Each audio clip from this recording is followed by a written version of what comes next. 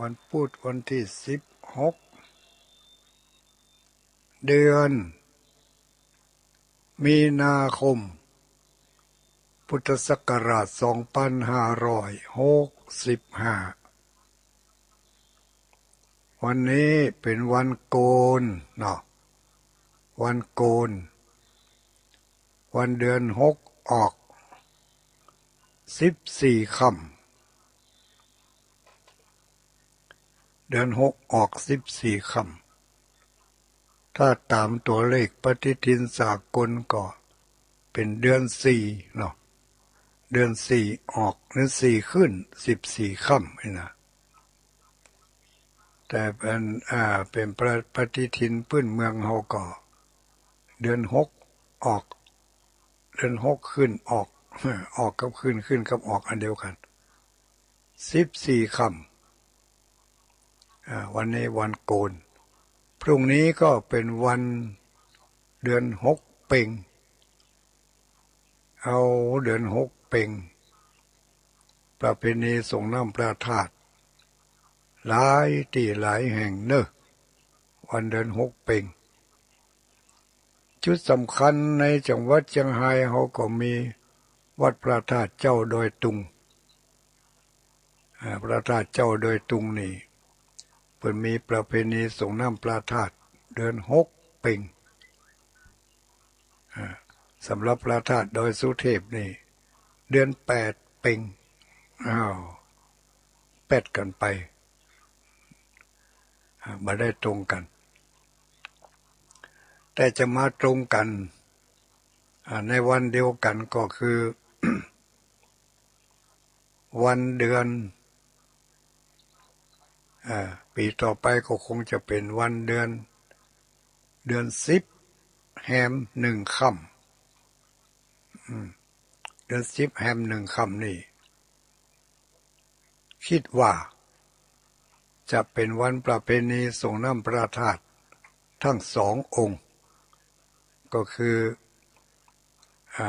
พระธาตุดอยสุเทพและพระธาตุเจ้าดอยตุงจะมีพิธีส่งน้ำพระธาตุเจ้าดอยตุงดอยสุเทพพร้อมกันในวันเดียววันเดือน10แฮม1ค่ำอันนี้จะมีขึ้นที่ม่อนพระศรีสองเมืองในโอกาสต่อไปต่างหน้าแต่สำหรับพระธาตุแต่ละองค์นั้นก็คนละวันคนละเดือนกันพระธาตุเจ้าดอยตุงนี่เดือน6เพ็งพระธาตุเจ้าดอยสุเทพนี่เดือน8เพ็งญาติโยมทั้งหลายค่ำคืนวันนี้จะได้ว่ามาได้ยินเสียงตุลุงจ้อยๆปกติแล้วรายการมาค่ำมาคืนวันนี้เป็นรายการของพระเดชพระคุณท่านเจ้าคุณพระอย่างก็ท่านเจ้าคุณพระธรรมเวทีอีกเมธีเจ้าคณะอำเภอจอมทองเนาะเจ้าคณะอำเภอจอมทองสุมาเถอะท่านเจ้าคุณพระสุวรรณเมธีท่านเจ้าคุณพระสุวรรณเมธีปกติเป็นรายการของเปิ่นเวลาของเปิ่นแต่เนื่องจากว่าวันนี้ภารกิจของเปิ่นมีนักเหลือเกินบ่อาจที่จะปลีกเวลามาพบปะกับญาติโยมสาธุชนในคลื่นสีขาวของเฮาได้ก็ท่านพระครูอภิวัฒนวิกรมผู้ควบคุมเวลาควบคุมการทำงานเนาะก็ได้ถวายเวลาบอกว่าขอทุลุงดอยคืนวันนี้ออกรายการแทนท่านเจ้าคุณสุวรรณเมธีกำเนิด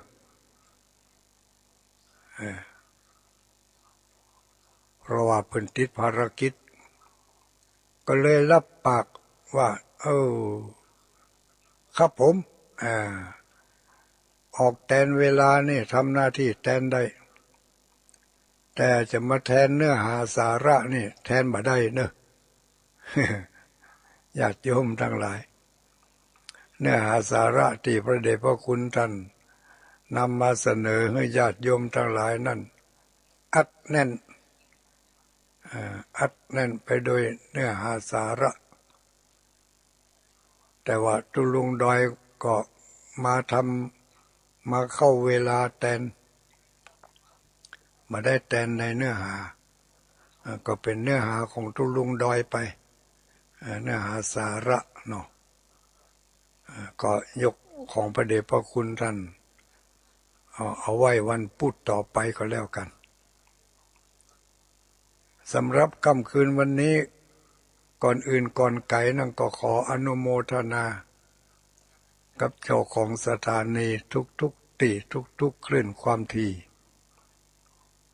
ที่เวียงป่าเป้านี่ก็ดอยหมอกเรดิโอ103.50ทีมงานคุณดารุณีและที่แมกจานโมเดิร์นเรดิโอ94.50เมกะเฮิรตซ์ทีมงานของคุณโยมอนงพรหมมินทร์นี่2สถานีเมื่อคืนวันพุธนี่แล้วก็พร้อมกันนั้นเครือข่ายยงใยไปยังขึ้นสีขาวเพื่อชาวประชาในทุกๆอำเภอเกือบจะทุกอำเภอเนาะของภาคเหนือนี่ตั้งแต่เมืองน่านเมืองแปร่ขึ้นมาจำเป็นน้องญาติโยมทางเมืองน่านก็ได้ยินได้ฟังทางเมืองแปร่ก็เปิดสถานีใหม่ๆได้ยินได้ฟังกันขึ้นมาทางเหนือไปมีลำปางลำพูนแถวแม่ฮ่องสอนแถวเชียงใหม่เนาะเชียงใหม่ก็หลายอำเภอควบคลุมหลายพื้นที่จะเป็นขึ้นมาตั้งเหนือเว้ก็อำเภอฝางเหนือสุดของเชียงใหม่ก็จะได้รับฟังกันตามปกติในญาติโยมทั้งหลายเนอะก็เมื่อได้มาปุ๊บมาปะกันแล้วก็บ่อยากจะให้คลาดแคล้วเสียโอกาสเสียเวลาจะนำเอาสิ่งละอันพันละน้อยมาบอกมากล่าวกันก็คงจะหนีบ่พ้นจากเรื่องเกี่ยวกับการใช้ชีวิตประจำวันของหมู่เฮาทั้งหลายเฮาทุกคนถ้าหากว่าเฮาได้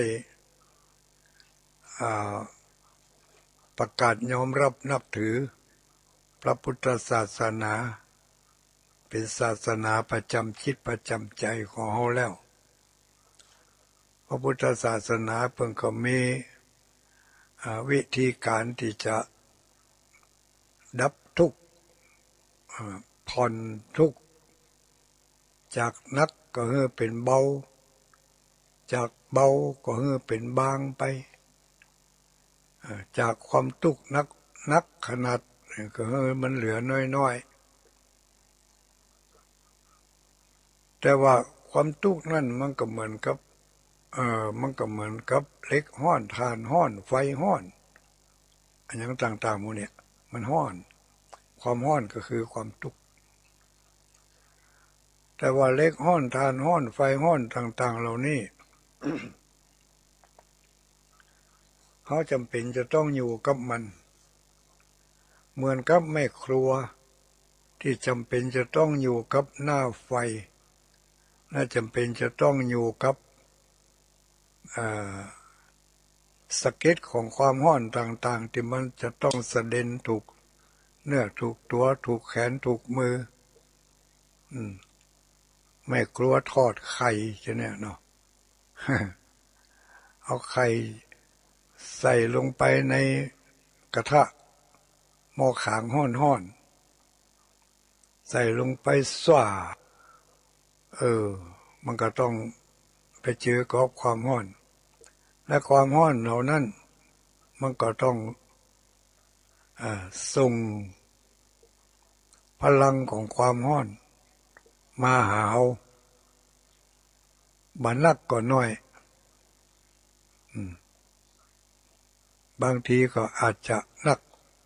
เป็นเม็ดนักเม็ดใหญ่ถูกแขนถูกมือบางทีก็ไปถูกที่อื่นที่ไกลถ้าเผลอๆนักขึ้นไปมันก็ไปเจอใส่ความร้อนนักขึ้นผู้ที่อยู่กับกองฟืนกองไฟก็เหมือนกันนั่งจีข้าวหลามเผาข้าวหลามจีมันจีอะไรยังก็แล้วแต่ปิ้งจิ้นปิ้งปลาปิ้งมันเนาะนึ่งข้าวหุงแกงยะกับฟืนกับไฟมันก็ต้องโดนไฟลวกโดนไฟจี้โดนไฟทิ่มไฟต่ำนี่เป็นธรรมดาเขาอยู่กับความร้อนมันก็จะต้องได้ปะกับของร้อนแล้วทีนี้เขาก็จำเป็นจะต้องอยู่กับมันเนาะอย่างแม่บ้านพ่อบ้านก็จำเป็นจะต้องอยู่กับความร้อน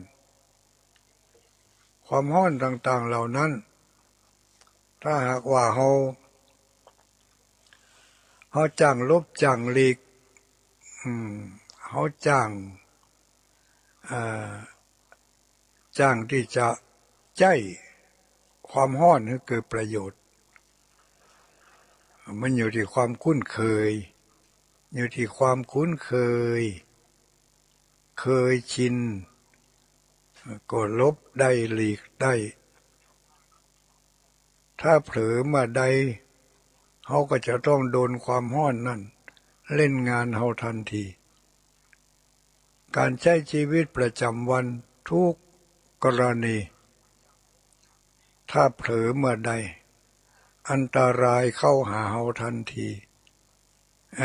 ได้รับอันตรายทันทีเพิ่นถึงได้ว่าปะมาโทมัจจุโนปะทังความประมาทเผลอเลอความประมาทเผลอเลอเมื่อประมาทเมื่อใดเมื่อเผลอเลอเมื่อใดสล่าใจเมื่อใดเมื่อนั้นอันตรายก็เข้าถึงเราอันนี้การใช้ชีวิตประจำวันของเราก็เช่นเดียวกันญาติโยมสาธุชนทั้งหลายเราใช้ชีวิตประจำวันพระพุทธองค์พระอริยสาวกทั้งหลายเพื่อก็ถึงได้กล่าวไว้ว่าคนเฮาสัตว์ทั้งหลายมีความทุกข์เท่านั้นที่เกิดขึ้นมีความทุกข์เท่านั้นที่ตั้งอยู่และมีความทุกข์เท่านั้นที่ดับไปเฮาอยู่กับความทุกข์เฮาอยู่กับเหมือนกับเฮาอยู่กับเตาไฟเฮาอยู่กับหม้อแกงหม้อข่างชีวิตของเฮาถึงมื้อถึงวันนี้ก็เป็นเช่นนั้นวันดีคืนดีถูกความทุกข์เสด็จเข้าใส่ถูก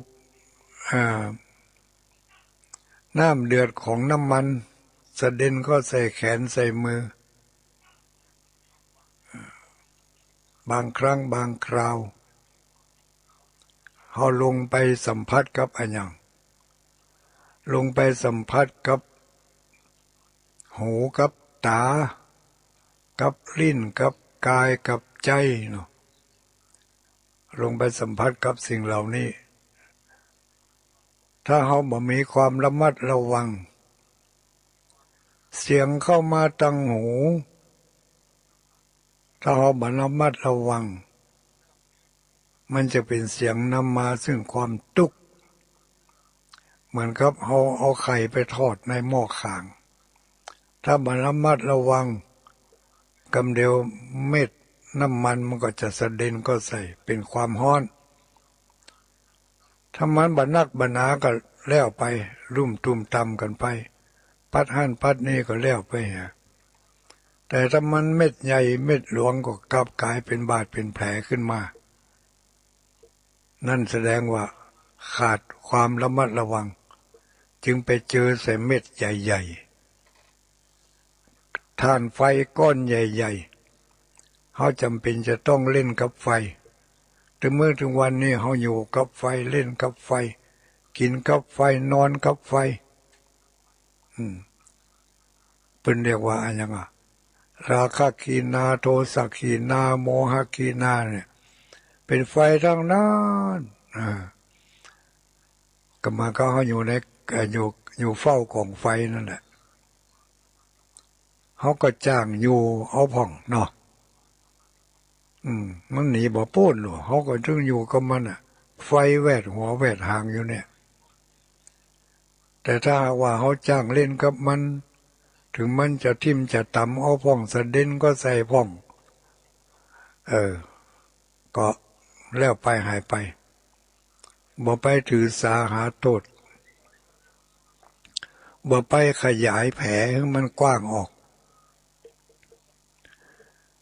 เม็ดน้ำมันจากการทอดมัดไฟจากกองไฟที่มันสะเด็นเข้าใส่ตัวเขามันเป็นแผลน้อยเดียวเม็ดน้ำมันสะเด็นใส่แขนเป็นแผลน้อยเดียวแผลสุกยงน้อยเดียวแต่ถ้าหากว่าเขาบาจ้างประคับประคองบาจ้างรักษามันเขาก็ไปเอายาเอาสารพิษที่มันบาดใจยาเนาะเขาเอามาหยอดลงไปคิดว่ามันจะทำให้มันหายทำให้แผลนั้นมันหายกลับกลายว่าขยายแผลนิดหน่อยให้มันกว้างออกไปแถมกว้างออกไปแถมแล้วมันก็จะยากต่อการรักษายากต่อการดูแลให้มันดีขึ้นในระยะเวลาอันสั้น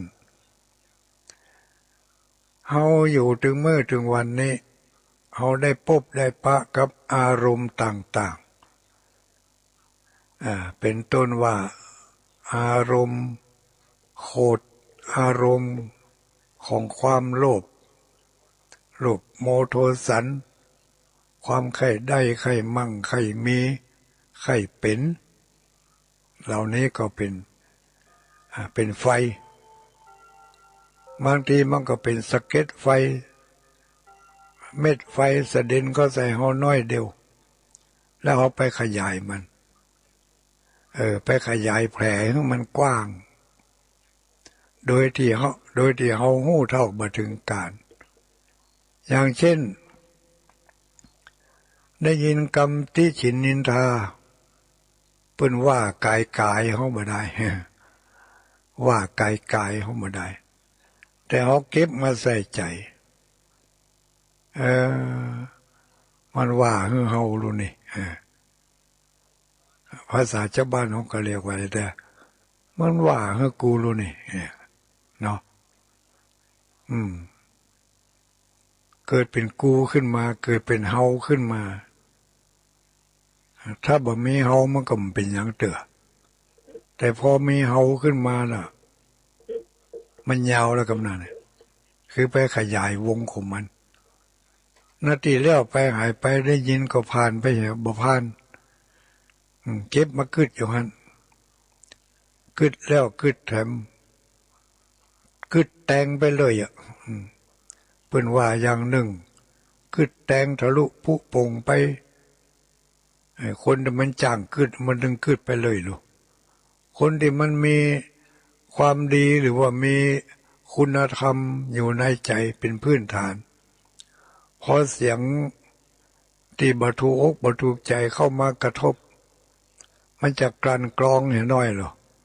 เอาเสียงนี่ดีเอาก็เอาเสียงนี่บดีเก็บจะเอาขว้างเนี่ยให้มันตึกหูฮะน่ะเพื่อมันเข้าไปถึงใจมันก็จะอยู่ได้บ่เหมือนพอไปตำปะเข้าใส่มันก็ทำให้กำปะเข้าใส่ก็ทำให้กำถ้าเขาเก็บไปไว้ในใจนี่โอ้มันอยู่เมินจากความบาถูกใจนิดๆหน่อยๆเอาไปฝังไว้ในใจกลายเป็นการมักหมมก่อเป็นแก๊สเป็นอะไรอย่างขึ้นมานักขึ้นแล้วก็จะได้ก็จะเกิดเป็นความคิดพยาบาทความคิดพยาบาทอาฆาตจองเวรหาทางแก้แค้นหาทางแก้เผ็ดหาทางตอบไส้ให้มันสาอกสาใจกึดหาวิธีใดที่จะไปตอบไปไส้มันให้มันสะใจที่สุดในความคิดในเวลานั้นเป็นเรียกว่าความคิดของเราตกต่ำลงไปทิกๆละถ้าเกิดโทสะเข้ามากระทบหูกระทบตาเนี่ยถ้าเก็บไปกึดพอไปกึดแล้วความกึดมันจะลงต่ำไปเลยถ้าบาดต่ำบาดสามารถที่จะไปดึงเขาให้ลงมาต่ำได้ก็จะต้องทำใจให้มันต่ำลงที่สุดเท่าที่จะต่ำได้ถึงจะดึงเขาลงได้แต่ถ้าหากว่าโลภะโทสะโมหะมันเข้ามาในหูในตาในลิ้นในปากเข้ามาถึงในใจของเขาก็พอมันร่างดีเก็บก็เก็บอันละคำว่าร่างดีเก็บนี่คือเก็บเอาส่วนที่ดีนะส่วนที่ดีมันมีอยู่ในหันน่ะร่างดีเก็บก็เก็บออกมาบาร่างดีเก็บก็ปล่อยมันไปฮะบ่เอามากึดให้มันได้นักอกนักใจแต่เรื่องมันแล้วไปแล้วผ่านไปแล้วก็ให้มันผ่านไปเนี่ยนี่มันจะต้องเกิดจากการฝึกหัดญาติโยมทั้งหลายเขาฝึกหัดกันบ่อยเพราะจะใดเพราะว่าเขาเป็นพุทธบริษัทเป็นชาวพุทธยอมรับนับถือเอาพระธรรมคำสอนของพระพุทธเจ้ามาใส่ไว้ในจิตในใจแล้วโดยการประกาศว่าพุทธังสรณังคัจฉามิข้าพเจ้าขอถึงพระพุทธเจ้าว่าเป็นสรณะเป็นที่พึ่ง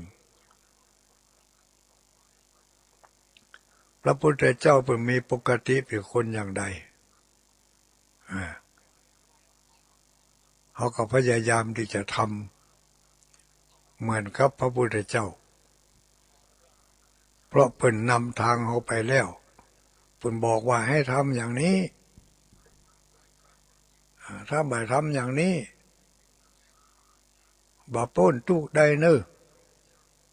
แต่เขาจะทำให้มันเหมือนกับพระพุทธเจ้าเป๊ะมันเป็นไปบ่ได้เป็นไปบ่ได้เพราะอะไรอย่างมีหลายเหตุหลายอันหลายอย่างไปเปรียบเทียบนั่นตึงบ่ได้แต่ในฐานะที่ว่าเป็นสาวกเป็นลูกศิษย์ของเพิ่นเป็นผู้จักเฮาจวนเฮาเจิญเฮาเป็นผู้บอกให้เฮาเป็นผู้ชี้ทางให้แก่เฮาก็ทำตามทำตามที่เพิ่นบอกทำตามที่เพิ่นชี้ผลอานิสงส์ที่เฮาจะได้มันก็ได้เท่าที่เฮาเนี่ยเฮาทำได้หมกได้ผลอานิสงส์ก็จะถึงแก่เฮาหมกอัน อ่าแต่ข้อสำคัญอยู่ดีว่าไอ้เขาไม่ยอมทำเลยนี่กะ ไม่ยอมเนี่ยไม่ยอมทำเนาะเอาหัวจนดินเอาหัวจนฝาเลยเฮาเนี่ยตึงบ่าได้เฮาเนี่ยตึงบ่าได้ไปเหมือนพระพุทธเจ้าได้อย่างใดเพิ่นบ่มีกิเลสแล้วไปเหมือนพระอรหันต์ได้อย่างใดเพิ่นบ่มีกิเลสแล้วก่อนที่เพิ่นจะเป็นพระพุทธเจ้าเพิ่นก็มีกิเลสนะเนาะ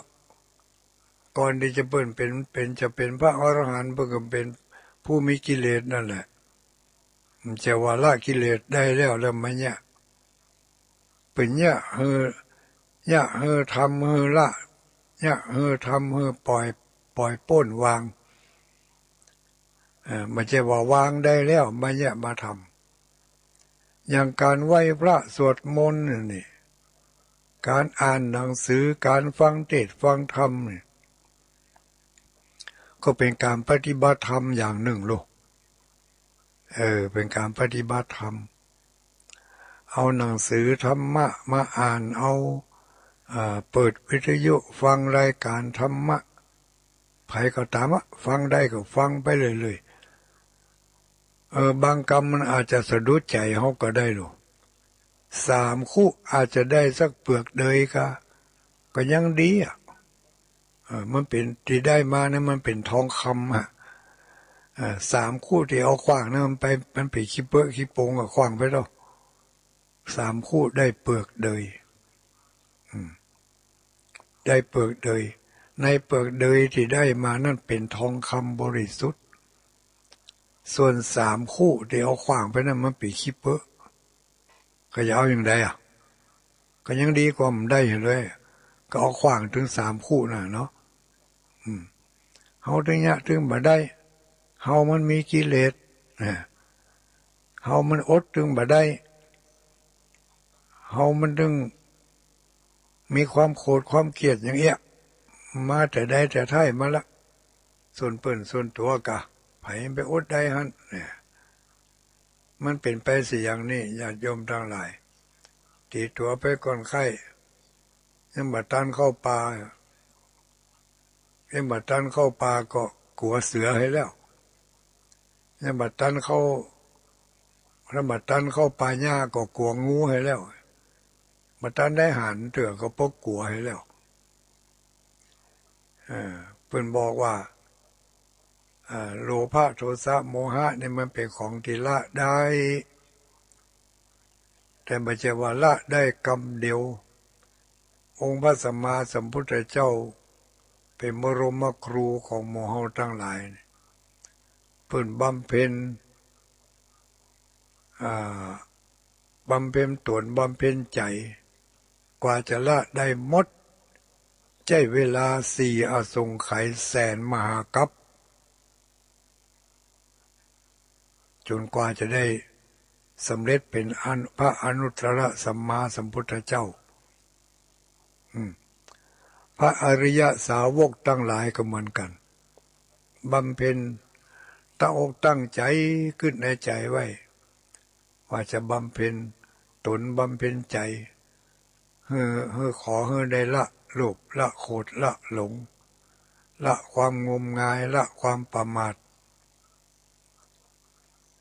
ก่อยๆละไปแต่น้อยละจา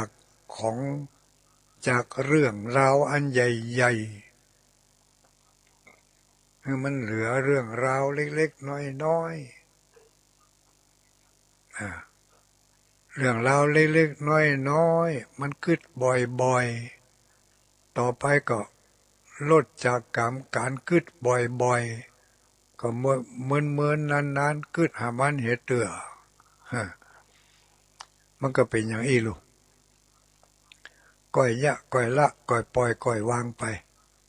ที่เราฟังอยู่ในเวลานี้ก็เหมือนกันห้อมเจว่าจะละได้คำเดียวธรรมจารีสุขังเสติเนาะผู้ประพฤติธรรมย่อมอยู่เป็นสุขผู้ปฏิบัติธรรมพระธรรมนั่นก็ให้ผลแก่ผู้ปฏิบัติ ตามสมควรแก่การปฏิบัติ การปฏิบัติธรรมก็คือการงานทุกอย่างนั่นแหละยังประเดี๋ยวเนี่ยบางคนก็อาจจะกำลังกินข้าวกาขับรถกากำลังฟังอยู่นี่กาบางคนเปียวิทยุไปฟังคนเดียวเหียแม่บ้านก็เบื่อมันฟังได้ยินข่าวมาเอาไปฟังคนเดียวนะเขาจะฟังตัวเองก็เบื่อฟังอยู่วิทยุมีเครื่องเดียวเหรอกันปอกมันเอาไปเหรอแม่มันก็งอมก็งอกมันได้ฟังปั่นกันฟังด้วยกันแล้วก็เอามาอู้กันมันจะอย่างที่เพิ่นว่าก็ใช่ก้อยกันไปหน่อยญาติโยมทั้งหลายเนาะเฮาละวันนี้มาได้วันผูกก้อยละแต่ต้องตั้งใจนะไม่ใช่ว่าละมาได้ก็จำมันเถอะเฮ้ยมันถึงละถึงได้อีกก็เสร็จละแต่เขาต้องตั้งใจว่าวันนี้ละมาได้วันผูกก็ลองพามกรรมเนี่ยละมาอย่างนี้ละความบดีทั้งหลายมีตนเก้าตนเงามาจากความโลภมีตนเก้าตนเงามาจากความโกรธความหลงงมงายเหล่านี้มันเป็นต้นเหตุอยากให้เกิดความทุกข์มันก็มาในหลายรูปแบบแล้วแต่ไผว่าไผจะมีความทุกข์แบบใดมันก็ยังกับหน่วยไม้นี่กะแต่ละหน่วยนั้นมันบ่เหมือนกันลูกบางหน่วยก็เกี้ยงบางหน่วยก็ปุ่มบางหน่วยก็ยาวบางหน่วยก็เป็นหนามเนี่ยบางหน่วยก็พอยังกับพาโคบนี่นั่นกะความทุกข์ที่เข้ามาหาเฮามันก็ไม่ใช่เหมือนกันหรอกบางคนมันความทุกข์เข้ามาทางตาบางคนความทุกข์เข้ามาทางหูบางคนความทุกข์เข้ามาทางหูดังมาทางปากอย่างที่เขาจะหันที่เป็นวาดหูปก็ดีที่เป็นปั้นหูปไว้ก็ดีนะเป็นหูปลิงเนาะลิงตัวนั้นปิดเอามือปิดหูเหี้ยลิงตัวนั้นเอามือปิดตาลิงตัวเอามือปิดปากควบหูดังบุญเป็นกรรมกรรมบอกไว้ปิดหูซ้ายขวาปิดตาสองข้างปิดปากเสียบ้างเราอยู่สบายเนี่ยพระเจ้าก็ต้องฝึกหัดปิดเอาไว้ครับพ่อจะไปสอดหูสอดหันสอดได้ยินเรื่องไม่ใช่เรื่องของเขาไปสอดหูสอดหันเรื่องของเรื่องที่ไหนโมโหเกิดปุ่นกรุงเทพกรุงนาปุ่นติดตามลามตัวเป็นโคตรเป็นเครียดกับปุ่นเสาะหาตุกใส่ตัวเขายังมาจับเขายังมายับเขายังมาลงโทษลงทันมันเนี่ยอินดูมันเนาะมันเป็นเรียกว่าความตุกกินเป่าความตุกประเภทนี้ไปตุกอกตุกใจตัวเปิ่นเรื่องไม่ใช่เรื่องของตัวสักหน่อยแล้วก็ไปซ้อเอามามักหมมไว้ในจิตในใจเอาไปเอามาเป็นขี้เมียงโคโลกอยู่ในใจฮั่นยะเฮ่อใจมนหมองยะเฮ่อใจเศร้าโดยบ่ใจเหตุบางเรื่องเขากึดได้ยะบ่ได้กึดได้แก้ไขบ่ได้ก็กึดบ่ให้บ่ดีก็เพราะให้มันผ่านไม่ฮะให้มันได้กึดกระเปิ่นจะไปขำเหงือกกับมันนั่นอย่างเรื่องการบ้านการเมืองทั้งหลายแหล่เนี่ยเนาะ กึดได้มันก็หมอกอั้นกึดได้เฮายะบาดได้ก็ไปกึดเอามากึดให้มันเป็นตุกถ้ากึดได้แล้วยะได้ด้วยก็นั่นก็ว่ากันอันที่กึดได้ยะได้ยังเดียวนี่ไงแต่เจ้าปู่ตัวนั่นย่าตัวนั่นมันว่าเฮาเนาะมันว่าเฮาเสียหายเอาเฮาไปเล่าเอาเฮาไปติฉินนินทาเฮากึดอันนี้เฮาแก้ไขหรอกเฮาจะกึดแก้ไขอย่างไรก็กึดไปแหมกะเรื่องที่มันเล่าเรื่องที่มันเอาไปที่ฉินนินทานั่นเนี่ยเฮาเป็นอย่างมันว่าก็จะถ้าเป็นอย่างมันว่าแต่ก็ย่างเหรอกะจะไปย่างให้เขาได้ว่าต่อไปมันก็ว่านี่แต่ถ้าเกิดว่าเขาไปว่าเขาเรื่องที่เขาว่านะมันบ่เป็นความจริงมันใส่ร้ายป้ายสีกันสัดในว่าให้นะแต่ถ้าเรื่องมันบ่จริงก็ฟังพอเขาไปโต้ตอบก็แสดงว่าเขาห้ามตัวห้ามใจเขาบ่ได้เรื่องมันบ่จริงอ่ะแล้วมันมาว่าเขาเสียหายเอาได้น่ะเมื่อความจริงถึงความจริงขึ้นมาแล้วคนที่ว่าเรื่องบ่จริงนั่นน่ะมันเสียหายกว่าคนที่ถูกใส่ร้ายป้ายสีก่อนเพราะว่าความจริงมันจะปรากฏขึ้นมาอย่างเขาเล่าเขาว่าที่เขาบ่ได้เนี่ยเขาว่าเขาเนี่ยเขาบ่ได้อู้เขาว่าเขาอู้เนี่ยเขาตอบโต้ไปมันก็แค่นั้นแต่ถ้าเขาบ่ตอบโต้ไปถ้าฟังมันต่อไปเขาก็ไขหัวในใจของเขาไง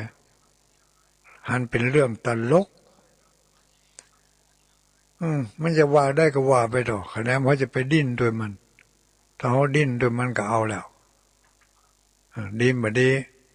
เรื่องที่เขาบอกเคยหู้เขาก็จะหู้ทั้งที่เรื่องบางเรื่องเขาอุตส่าห์ปิดไว้จัดเมือนแล้วนะเบื่อไปหู้นะแต่พอเขาเล่าพอเขาว่าอย่างอื่นขึ้นมาปุ๊บนี่เขาแสดงตัวที่เขาปิดไว้ออกมานี่เขาได้หันเห็นแล้วมันก็มีจัดนักนาญาโยมทั้งหลายนะเปิ่นไม่ได้ถึงเรื่องนั่นสักหน่อยตัวเองเอาไปเปิดให้เขาหู้อย่างอี้ก็มีในโลกเพราะอย่างเพราะมันเผลอเลยนั่นแหละเพราะฉะนั้นการปฏิบัติธรรมก็คือการควบคุมอารมณ์ควบคุมพฤติกรรมต่างๆเขาจะทนได้หมกใดการอดการทนของเขาจะทนได้ขนาดไหนยังพอจังกะลาพอในตัวในใจของเขาเนี้ยไม่ต้องไปพอคนอื่นไม่ต้องไปพอฟักแฟงแตงโมอย่างนั้นพอเขานี้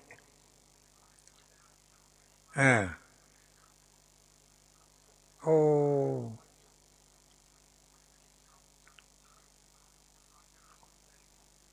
สเพเหระสปะสเปดมาได้จัดนักในนี้ญาติโยมทั้งหลายก็ฝากกันเอาไว้เนาะบางทีเขานี่บางทีมันก็กึดเกินเหตุเกินการไปบางทีก็ไป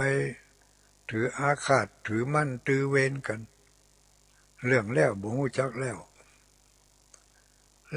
ไปหยุดได้ก็สงบได้สงบได้ก็เป็นสุขได้สงบบ่ได้ก็เป็นสุขบ่ได้อย่างที่เพิ่นบอกว่า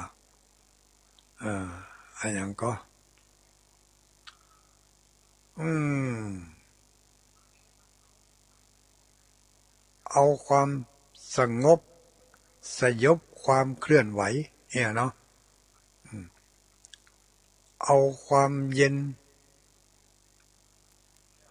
เอาความเย็นมากดทับความร้อน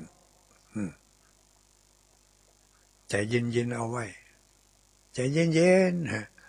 ใจเย็นๆบางเตือมันก็เย็นบ่ได้เหมือนกันนะเนาะมันก็มีขีดจำกัดอยู่เฮามันเป็นปุถุชนปุถุชนเป็นผู้ที่หนาแน่นไปด้วยกิเลสตัณหาแต่ถ้าหาว่าเฮาฮู้ตัวว่าเฮามีกิเลสหนาแน่นก็ยังดีกว่าผู้ที่บ่ฮู้ตัวว่าตัวเองมีกิเลสหนาแน่น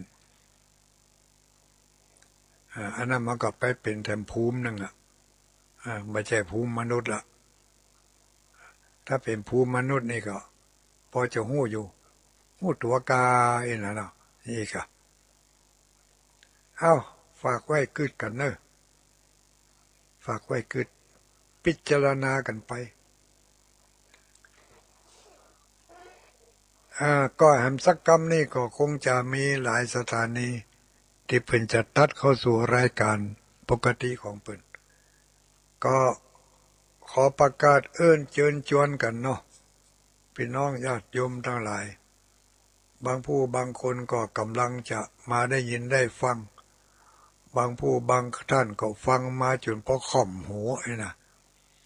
อันนั้นก็คือว่ากิจกรรมอันยิ่งใหญ่กิจกรรมประวัติศาสตร์ของสองเมืองสองจังหวัดนั่นก็คือกิจกรรมการสร้างอนุสรณ์สถานการสร้างสถานที่ระลึกกึดตึงหาอันนั้นก็คือการสร้างม่อนพระศรีสองเมืองให้เป็นม่อนเป็นดินแดนแห่งความระลึกกึดตึงหาของคนสองจังหวัดเฮาจังหวัดเหนือกับจังหวัดใต้ถ้าไผ่ผ่านทางเส้นนี้สาย118เนาะสาย118นี่เริ่มต้นจากปากทางแม่สวยไปสิ้นสุดเอาตีปุ่นล่องไปทางใต้จากปากทางแม่สวยผ่านอำเภอแม่สวยอำเภอแม่ลาวอำเภอเวียงป่าเป้าผ่านพ้นไปอำเภอดอยสะเก็ดผ่านอำเภอสันทรายไปสิ้นสุดเอาตีถนนซุปเปอร์ไฮเวย์บุญน่ะที่เจ้าต่างเชียงใหม่กรุงเทพบุญสาย118สิ้นสุดหั่นถ้าไผเคยผ่านทางเส้นนี้มาถึงกลางดอยนางแก้วจะหันศาลแม่นางแก้วตั้งอยู่บัดเดี๋ยวนี้พระสงฆ์องค์สังฆเจ้าคณะสัตยาญาติโยมทั้งทางส่วนราชการและส่วนราษฎรได้ช่วยกันสร้างอนุสรณ์สถานก็คือสถานที่ควรระลึกกึดตึงไว้บนม่อนพระศรีสองเมืองโดยการความร่วมไม้ร่วมมือความอนุเคราะห์จากกรมอุทยานเนาะเป็นกรมมันก็อุทยานแห่งชาติพร้อมกับพี่น้องชาวบ้านได้สร้างจุดศึกษาเรียนรู้โดยสร้างเป็นศาลาเอาไว้เรียนรู้เอาไว้เป็นที่พักผ่อนหย่อนใจพร้อมกันนั้นได้สร้างที่ระลึกของสองจังหวัดคือจังหวัดเหนือจังหวัดใต้เอามาไว้บนดอยม่อนแห่งนั้นอันนั้นก็คือได้สร้างเจดีย์3 องค์ที่หนึ่งเป็นเจดีย์สร้างจำลองจากพระธาตุดอยสุเทพสัญลักษณ์ของสายใต้องค์ที่2องค์ที่3เป็นสัญลักษณ์ของสายเหนือจำลองจากพระธาตุเจ้าดอยตุงเอาไปไว้ด้วยกันเป็นในระหว่างแดนต่อแดนงานยังบ่สิ้นสุดจะเริ่มงานตั้งแต่วันที่18 ก็คือวันผู้วันฮือนี่เป็นต้นไปวันที่18มาค่ำมันแรงอาจจะมีการเจริญพระพุทธมนต์สมโพธิสวดมนต์ตันสวดเบิกขึ้นหงเตะทำไปโดยนั่งปลกไปโดยอธิษฐานจิตพร้อมกันนั้นก็ได้เอาวัตถุมงคลก็คือได้เอาสร้างเหรียญขึ้นมาเป็นเหรียญที่ระลึกเหรียญที่ระลึกเป็นเหรียญที่ยึดเหนี่ยวจิตใจอันนั้นก็คือเหรียญพระศรีสองเมืองแล้วก็เหรียญแม่นางแก้วจะเอาไปเข้าพิธีในคืนวันที่18พอถึงมาเจ้าวันที่19ที่4ที่5ก็จะมีการกวนเข้าทิพย์กวนเข้าทิพย์2หม้อหม้อหนึ่งเป็นหม้อตั้งเหนือแต่หม้อหนึ่งเป็นหม้อตั้งใต้2หม้อเอาไปเปาะกันอยู่ในถาดเดียวแล้วก็เอาไปถวายเข้ามัทุปายาตถวายเข้าทิพย์แด่องค์พระสัมมาสัมพุทธเจ้าจำลองก็คือพระพุทธรูปเจ้าสีสองเมืองที่ตั้งอยู่บนศาลาและถวาย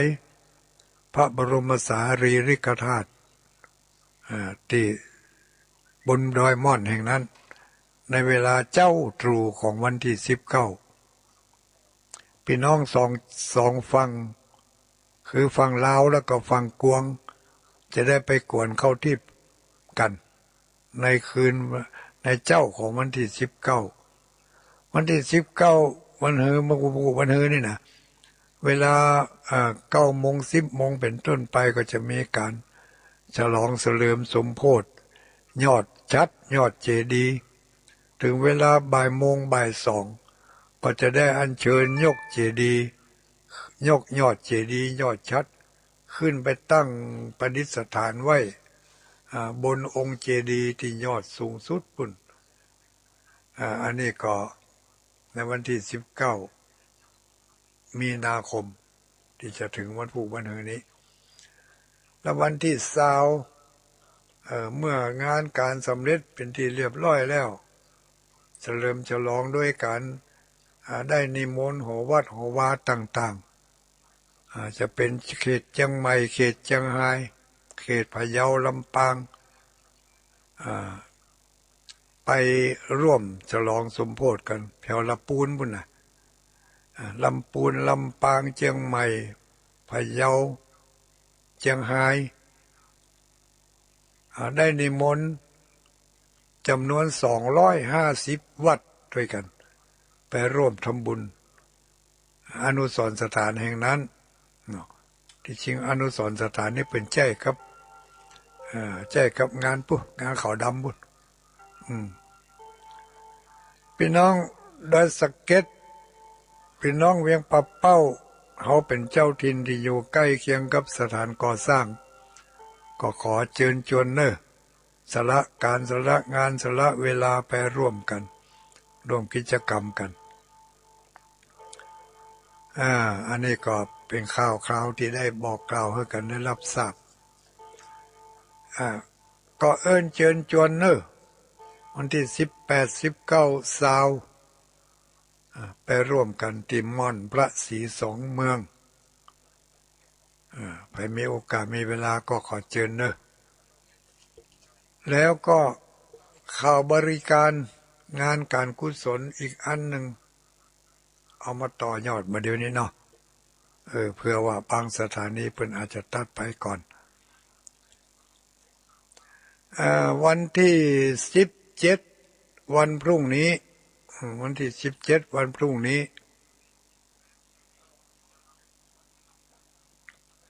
ที่วัดม่อนจอมพอวัดม่อนจอมพอที่กำลังออกอากาศอยู่ในเวลานี้วันพรุ่งนี้จะมีงานประเพณีส่งน้ำพระธาตุประเพณีส่งน้ำพระธาตุที่วัดม่อนจอมพอแห่งนี้ให้มีโอกาสมีเวลาก็มา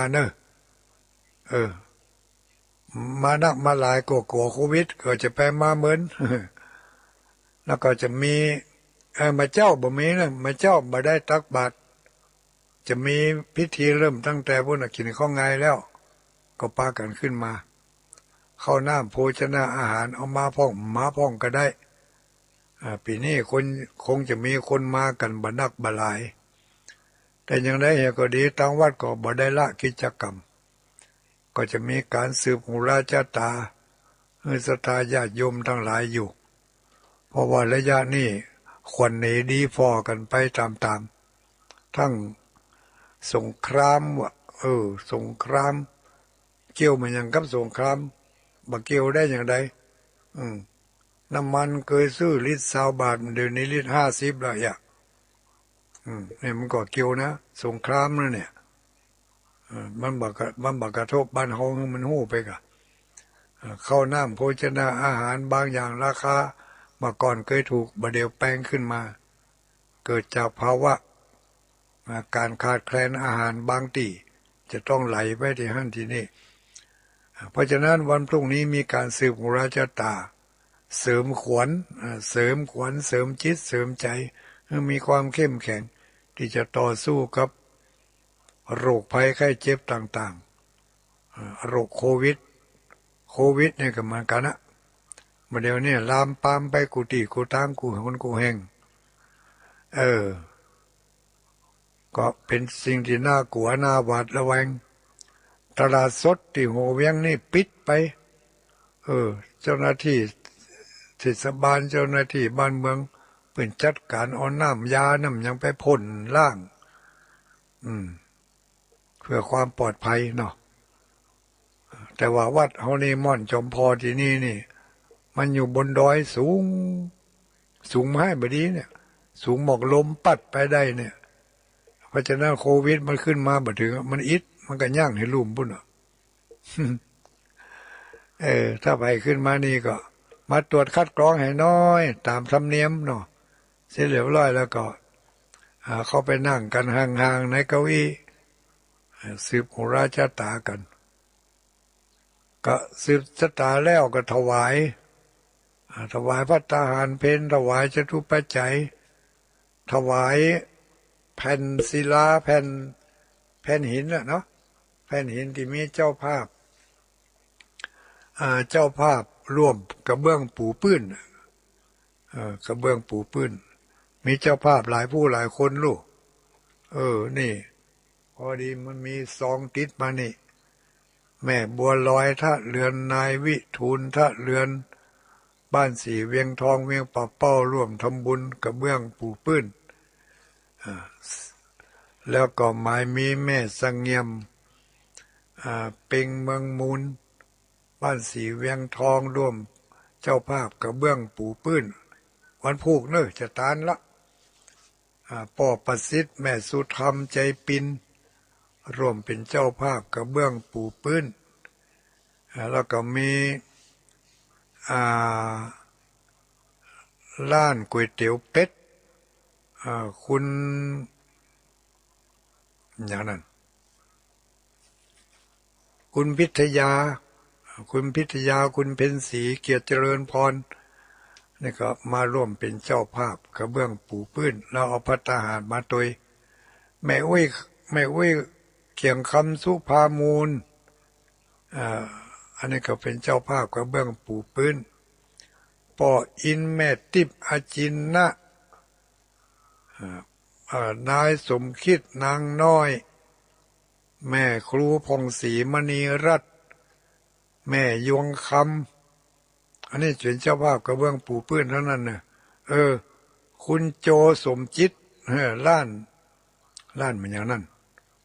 แม่ขจารย์ลืมไปแล้วร้านขายโทรศัพท์น่ะ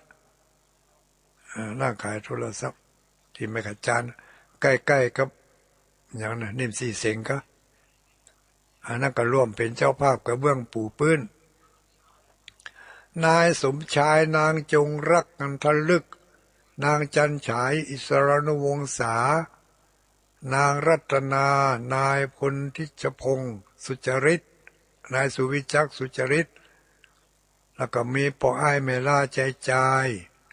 นางบัวนองสืบศรีอันนี้เป็นเจ้าภาพกระเบื้องปูปืน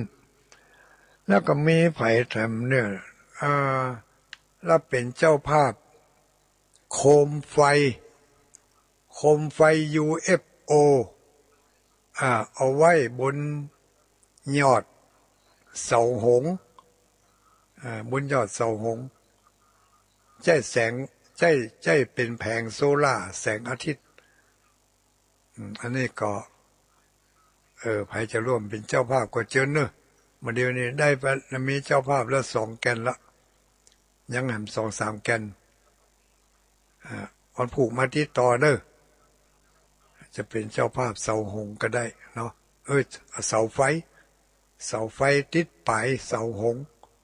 เอาส่องบริเวณวัดส่องบริเวณพระธาตุอันนี้ก็อนุโมทนากับญาติโยมทั้งหลายทุกผู้ทุกคนเนอะม่อนพระศรีทรงเมืองวันนี้บ่มีทุลุงแดงบ่ได้เอามาฮื้อสักคำแต่เจ้าได้ยินว่ามีไผ่โหไปหอมมันปันป่าย1,000 กว่าบาทก็ผ่านไปเยอะตะกี้เพิ่งก็ไม่เอาเนี่ยหมู่ญาติโยมเขาทั้งหลายเนอะข่าวการบุญการกุศลทั้งที่เป็นสาธารณะแล้วก็ที่เป็นส่วนตัวพ่องเนาะส่วนวัดส่วนว่าพ่องก็ประกาศให้ได้หู้ได้ทราบกันมีโอกาสมีเวลามีเวลาจะไปร่วมงานร่วมกิจกรรมที่ไหนก็ขอเชิญกันได้ตามอัธยาศัยปกติแล้วเดือน6 เพ็งนี่เดือน6 เพ็งที่ในบริเวณอำเภอเวียงป่าเป้านี่จะมีประเพณีส่งน้ำพระธาตุอยู่1 วัดพระธาตุม่อนจอมพอ2 วัดบ้านโป่งเทวีบ้านโป่งเทวีปีนี้จัดทำบุญฉลองอาคารพระเจ้าแสนแส่ด้วยเป็นฉลองวิหารก็เนาะวิหารพระเจ้าแสนแส่คิดว่าประเดี๋ยวนี้ก็คงจะมีงานท่านตึงๆนะก็จะมีเดือน6 เพ็งเช่นเดียวกันและก็อีกวัดหนึ่งก็คือที่วัดห้องกูวัดของท่านพระครูปริยัติรัตนโชติปกติแล้วก็จะมีประเพณีส่งน้ำพระธาตุเดือน6 เพ็งแต่ปีนี้เพิ่นได้งดกิจกรรมประเพณีส่งน้ำพระธาตุเดือน6 เพ็งแต่ว่าในวัดก็ยังมีงานขาวดำอยู่งานขาวดำที่วัดห้องกูเป็นงานของโยมแม่ออกศรัทธาแม่ออกของท่านพระครูปริยัติเพื่อจะเอาศพไปวันพรุ่งนี้วันเดือน6 เพ็งเพราะวันอื่นวันไก่นั่นบ่ได้แล้วมีเหตุขัดข้องหลายอันหลายเชื่อก็เลยจะขอเอาไปแห่งวันผูกวันเฮือก็จะไปกันปุ่นดอยนางแก้วบนไหนนะถัดไปแถมวัดหนึ่งก็จะมีวัดสันกูทองเนี่ยวัดบันดงสันกูทองปีนี้ก็งดจัดกิจกรรมเดี๋ยวนี้เจ้าอาวาสไปนอนปุ่นดอยนางแก้วปุ่นทัดลงไปทางใต้ก็มีวัดปังอายวัดปังอายก็มีประเพณีส่งน้ำพระธาตุเดือน6 เพ็งปีนี้จัดบ่จัดบ่งุนเนอะ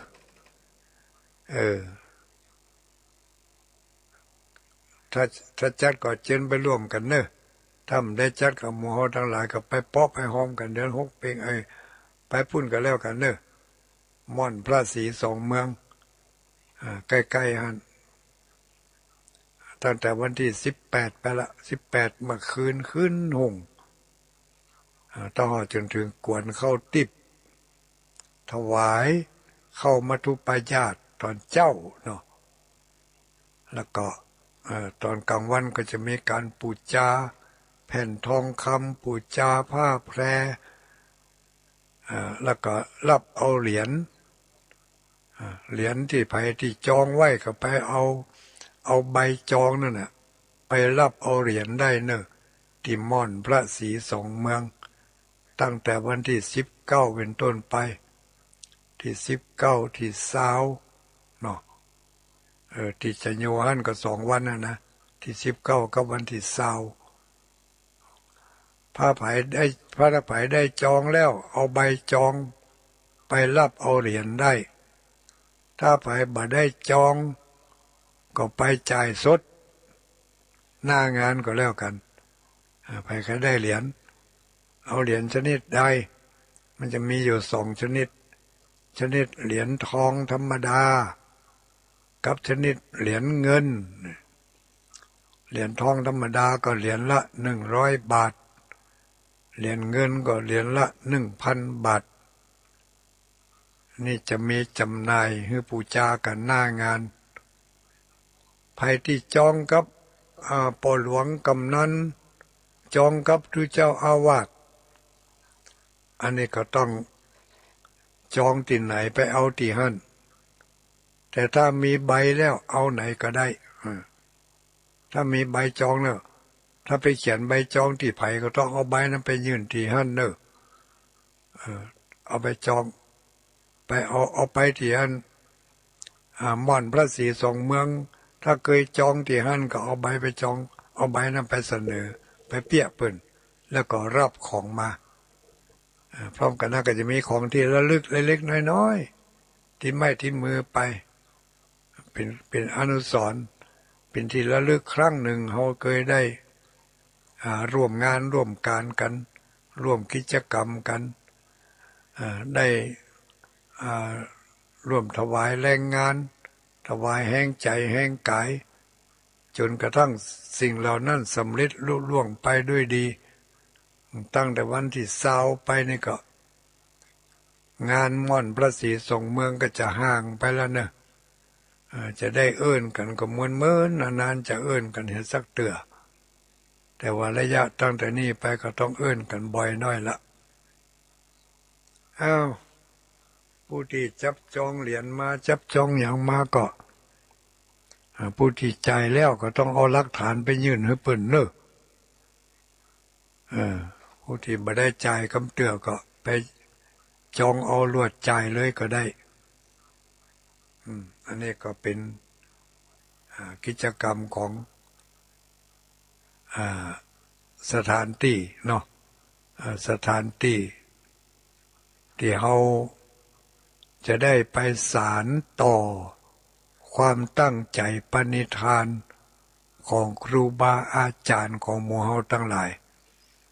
ทั้ง2เบื้องเฟื่องฝ่ายทั้งฝ่ายใต้และฝ่ายเหนือเฮามีครูบาอาจารย์ที่เปิ้นมีภูมิปัญญาลึกแหลบสุขุมานเป็นปราชญ์คนหนึ่งปราชญ์คนหนึ่ง2 ท่านได้วางรากวางฐานวางแนวปฏิบัติไว้ให้กับอนุชนรุ่นหลังก็คือหมู่เฮาทั้งหลายนี่ได้สานต่อเจตนาความตั้งใจของเปิ้นให้เฮาทั้งหลายได้ไปศึกษาเรียนรู้ถึงความคิดความอ่านของเปิ้นเนี่ยนะเพราะสถานที่แห่งนั้นมันจะเป็นสถานที่ก่อเกิดให้กำเนิดต้นตั้ง5อย่างที่เคยว่ามาเป็นแหล่งก่อเกิดต้นน้ำลำธาร2 สายคือสายเหนือและสายใต้ก็คือม่อนพระศรีสองเมืองหรือว่าม่อนดอยนางแก้วจุดแบ่งสายน้ำไปทางเหนือสายหนึ่งไปทางใต้สายหนึ่งอันนี้แหล่งก่อเกิดแหล่งก่อเกิดต้น1ต้นน้ำ2 ต้นไม้แหล่งก่อเกิดต้นไม้ต้น ไม้นานาพันธุ์ไม้ป่าเขาลำเนาไพรเป็นผืนป่าที่อุดมสมบูรณ์พืชพันธุ์ธัญญาหารต้นไม้ไทรหญ้าเขียวชอุ่มอยู่ตลอดเวลาบ่ว่าจะเป็นหน้าร้อนหน้าหนาวหน้าฝนแสดงว่าดอยลูกนั้นมีความอุดมสมบูรณ์นี่เป็นผืนป่าที่เขียวชอุ่มอันนี้เป็นต้นไม้เป็นต้นก่อกำเนิดเกิดแห่งต้นไม้นานาพันธุ์แถมต้นหนึ่งที่เป็นต้นก่อเกิดก็คือต้นคิดต้นกึดต้นอ่านต้นวางแผนต้นต้นวางแนวคิดแนวคิดที่จะป้องกันอนุรักษ์รักษาเนาะอันเนี้ยเรียกว่าต้นคิดก็คือต้นกึดก่อเกิดบนดอยแห่งนั้นเขาทั้งหลายเป็นลูกเป็นหลานเป็นอนุชนรุ่นหลังไปศึกษาเรียนรู้พอหรอต้นน้ำมันเป็นต้นอย่างใดต้นไม้มันเป็นต้นอย่างใดไปที่หั่นจะเรียนรู้ได้หลายอย่างต้นคิดมันเป็นต้นอย่างใดใครเป็นคนคิดได้อย่างใดนี่เอาอย่างมาคิดมีจุดคิดเกิดจากบัญญังอันนี้คือคำถามคำถามบนต้นบนม่อนพระศรีสองเมืองมีต้นคิดอยู่นะต้นคิดคิดว่าเอาม่อนเอาพระเจดีย์มาตั้งไว้เนี่ยคิดได้อย่างใดนี่เอามาตั้งไว้อย่างนี่แล้วเพื่อประโยชน์อะไรอย่างมันจะได้ประโยชน์อย่างไรแม่ล้วนแล้วแต่มีโคตรเส้นมากในคำคิดต่างๆเหล่านั้นนี่ต้นคิดลองไปศึกษาพอเนอร์หมู่เฮาทั้งหลายต้นคิดและแถมต้นได้กี่ต้นลำเลยนี่1ต้นน้ำ2ต้นไม้3ต้นคิด4ต้นแบบต้นแบบของต้นแบบของการเอาสถานที่แห่งนั้นเป็นจุดศูนย์รวมของพี่น้องสองฝั่งคือพี่น้องฝั่งเหนือพี่น้องฝั่งใต้ดอยลูกนั่นเป็นจุดสูงสุดของแดนต่อแดนถ้าลงมาทางเหนือลงจากม่อนพระศรีสองเมืองมาทางเหนือก็ล่องมาทิกบ่มีขึ้นดอยล่องดอยทิกถ้าไปทางใต้ก็ล่องไปทางใต้ทิกแสดงว่าท่านนั่นจุดสูงสุดถ้าจะว่าไปจุดสูงสุดของประเทศไทยมั้งนั่นแหละเนาะเพราะว่าน้ำไหลไปทางเหนือสายหนึ่งไหลไปทางใต้สายหนึ่งจุดสูงสุดมันก็อยู่ห้านึงปุ่นมีต้นแบบหรอต้นแบบอะไรอย่างต้นแบบของการอนุรักษ์เป็นอย่างใดต้นแบบของการต้นแบบของการพัฒนาเป็นอย่างใดต้นแบบของการจะให้ลูกหลานได้เรียนรู้ได้รักษาไว้ได้สานต่อเป็นอย่างใดอย่างมาเดี๋ยวนี้หมู่เฮาทั้งหลายไปสืบงานสารต่อกำกึดของครูบาอาจารย์เปิ่นกึดไว้อย่างใดเขาไปสารต่อกันเขาได้ต้นแบบแล้วได้แนวคิดแล้ว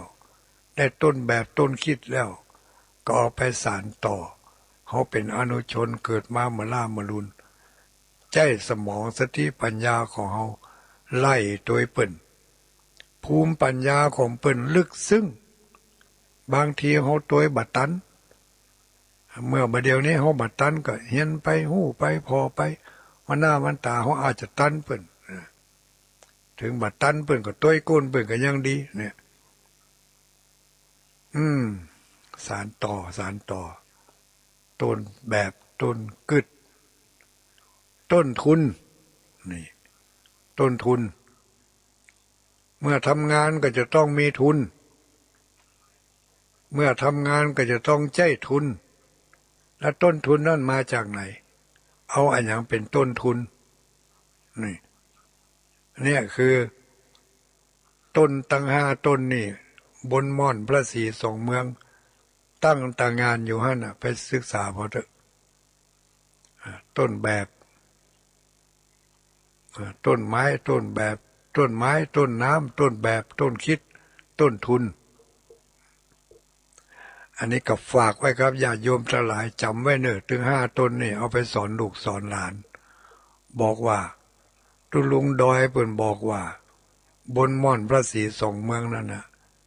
มีต้น5 ต้นอยู่หั่นลองไปพอเหรอต้น5 ต้นนั่นน่ะอยู่ในก่อเดียวกันอยู่ในก่อเดียวกันลองไปยื้อพอเนอะจะต้องแป่งต้น5 ต้นไว้หั่นน่ะอย่างนี้แก้5 ต้นนี่กันเนาะเอาฝนคลักสดออกมาเลย5 อย่างอยู่ในกลุ่มเดียวกันอันนี้ก็ต้นทั้ง5อยู่บนม่อนพระศรีสองเมืองก็ยังพระเจ้าไม่พระเจ้า5 พระองค์นี่ไงหน่วยมันมี5 ตาญาติโยมทั้งหลายวันนี้ลำพึงลำพันนั่งอยู่นี่คนเดียวก็เดียวว่าฝนจะตกใกล้นะแต่เจ้าสีคึมไว้สีห้อนไว้พยากรณ์อากาศก็บอกว่าฝนจะตกเน้อแล้วมาระวังไว้พ่องบอกว่าบ้านใดเมืองใดตกนี่ลมก็สีเย็นไว้ก็คือใจถ้ามันขลึ่งขล่างมาก็จะเอาสถานีว่าแล้วถ้าสถานีเปิ่นดับเขาก็จะดับไอ้นะถ้าสถานีบ่ดับเขาก็บ่ดับเดี๋ยวนี้สถานีเขาออกอยู่ถึง2เนาะถึง2แล้วก็ออกทั่วพื้นภาคเหนือวันนี้ถ้าจะจักยาวน้อยเฮ้ยไผได้มาอย่างพวกนี้ที่ว่ามาถึงมดถึงมนนี่เดี๋ยวเอามาโอ้ฟังพอเนอะตั้งแต่เก้ามาตั้งแต่เก้าเริ่มต้นแรกเดิมทีมาเขาอยู่อย่างมีธรรมะเนาะทุกคนการใช้ชีวิตประจำวันเหมือนกับการเข้าครัวเหมือนกับแม่บ้านที่เข้าครัวบางครั้งก็จะต้องไปเจอใส่มัดของน้ำมันพ่องยังพ่องเช่นเดียวกันการที่เขาใช้ชีวิตประจำวันบางเตื้อเขาก็เจอกับความทุกข์ที่มันเสด็จเข้ามาใส่จิตใส่ใจใส่ตัวใส่ตนเขาบางคนก็เป็นความทุกข์ที่อยู่เมินอย่างเช่นผู้ที่กำลังนอนอยู่บนเตียงช่วยเหลือตัวเองบ่ได้ต้องพึ่งลูกพึ่งหลานอันนี้ก็เป็นความทุกข์ที่อยู่เมินแต่ว่าถ้ายังฟังธรรมะได้ความทุกข์ของเรื่องของร่างกายเป็นเรื่องของร่างกายมันผ่านมาแล้วเนี่ยยังบ่ได้กาตัสสะนัตถิปฏิการังสิ่งที่ทำแล้วทำคืนไม่ได้มีอย่างเดียวคือทำใหม่ไปเลยทำให้ดีที่สุดอันนั้นก็คือทำด้วยการไหว้พระสวดมนต์ฟังเทศน์ฟังธรรมมันบริจาคการฮือตานยกมือ10 นิ้วเขาไปได้เขาก็ไปบ่ได้ก็อนุโมทนาบุญกับเปิ่นไปได้ทำบุญทำทานที่ไหนได้ยินข่าวก็สาธุถ้าเขาไปได้เขาถึงจะไปถ้าเขาไปบ่ได้บ่เดี๋ยวนี้ก็ขออนุโมทนายินดียินบานกับเปิ่นที่เปิ่นไปได้เขาก็จะได้บุญไปตัวเนี่ยการใช้ชีวิตเป็นแบบนี้ผู้ที่โลดแล่นไปตามวิถีทางของการทำมาหากินอาชีพไปอาชีพมัน ก็ต้องมีธรรมะประคับประคองเอาไว้อันนั่นก็คือศึกษาให้เข้าใจวิถีความเป็นอยู่เฮาอยู่กับความทุกข์มีความทุกข์เท่านั้นที่เกิดขึ้นมีความทุกข์เท่านั้นที่ตั้งอยู่มีความทุกข์เท่านั้นที่ดับไปนอกจากทุกข์ไม่มีอะไรเกิดนอกจากทุกข์ไม่มีอะไรดับถ้าเราเข้าใจชีวิตของเราอย่างนี้เราก็อยู่กับมันได้สบายสบาย09327224990932722499วันนี้มาทำหน้าที่มารับเวลาแทนพระเดชพระคุณท่านเจ้าคุณพระ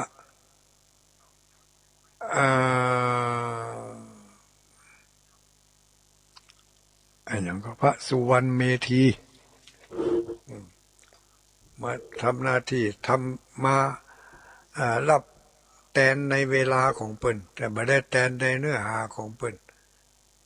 เจ้าคุณพระสุวรรณเมธีเจ้าคณะอำเภอจอมทองจังหวัดเชียงใหม่วันนี้เปิ้นมาได้ติดภารกิจญาติโยมเฮาทั้งหลายเน้อลองส่งสัญญาณมาให้ฟังพอเหรอไผที่ฝนบ่ตกฝนบ่ตกแดดบ่ออกน้ำบ่นองก็บอกกันมาเจริญพรไหว้สาเจ้าลูกตั้งใดมาอ๋ออยู่ปุ่นฟังชัดเจนฝนตกก็จะฝนตกบ่ตกเนาะกันนั่นขะลึ่งมาหายสอยไปฮะมันจุเขาใจดีเนาะ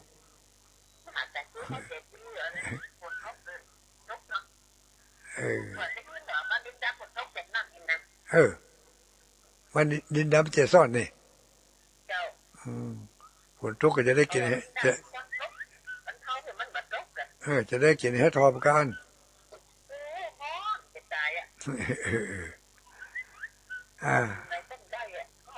ตกลงวันที่19เช้านี่ไม่ได้มาเนาะจะมากันอยู่อี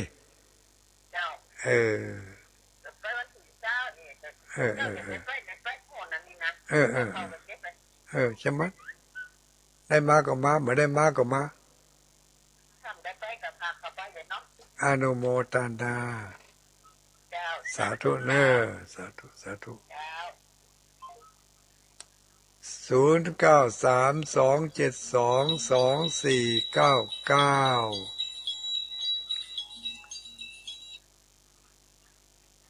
เจริญพรลูกตั้งใดมาตุลุงดอยจากม่อนจอมพอลูกตั้งใดมานี่แจ้โฮมกำลังโทรครั้งแรกเนาะดีละชัดเจนดีก่อนวันนี้ติดเนาะวันนี้ยังแควนน้อยก้าเปิ่นเปิ่นถ้าจะมาใช่รายการของเปิ่นก็เลยถ้าจะบิดไปทางอื่นให้ไปฮู้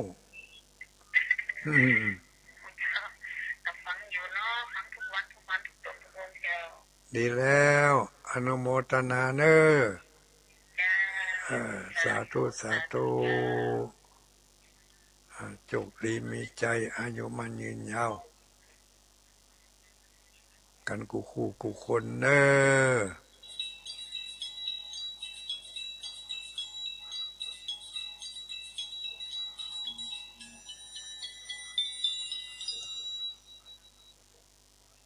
เจริญพรลูกทางใดมาอย่างดังในปุ่นไม่ได้ยินกันแล้วไม่อย่าง ไม่อุ้ยปลานี้ฝางกับปลานี้ไหนใช้ประการฝาง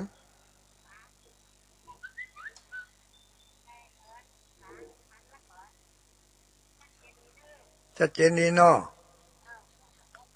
เมืองฝางฝนมาตกะอนุโมทนาวันที่19ปะกันเนอ0932722499มีอะไรแจ้งข่าวคราวอะไรก็แจ้งมาเนอกำลังออกอากาศให้ญาติโยมทั้งหลายได้ยินได้ฟังนะสวัสดีครับลูกไหนมาพะเยาปนันติจากะอัลโหลวันนั้นวิทย์ไปเนาะวันนั้นวิทย์ย้อยไปหน่อยวันนี้ปะแล้วโทรยากนักแกวันนี้ยังแค่น้อยเนาะสายมันป้อแน่นหนาเท่าใดเนาะอ๋อวันนี้บัดตกแล้วแต่เออแต่ว่าฝนตกวันนี้ยัง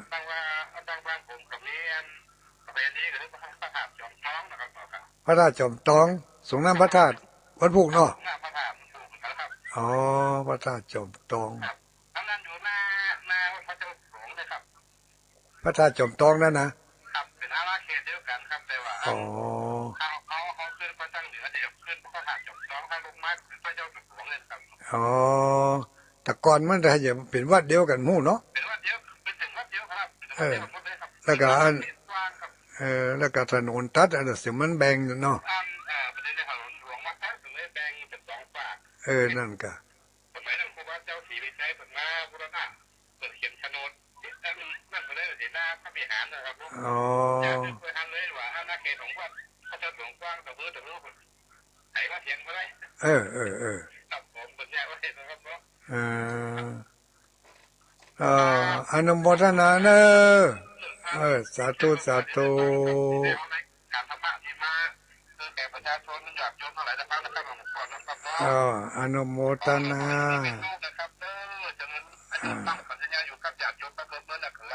ขอบคุณหลายๆรับดีฝันดีเนอะสาธุ0932722499คืนนี้มาบริหารเวลาแทนพระเดชพระคุณท่านเจ้าคุณพระสุวรรณเมธีถ้าว่าชื่อพิษขอสุมาเด้อคำเนอ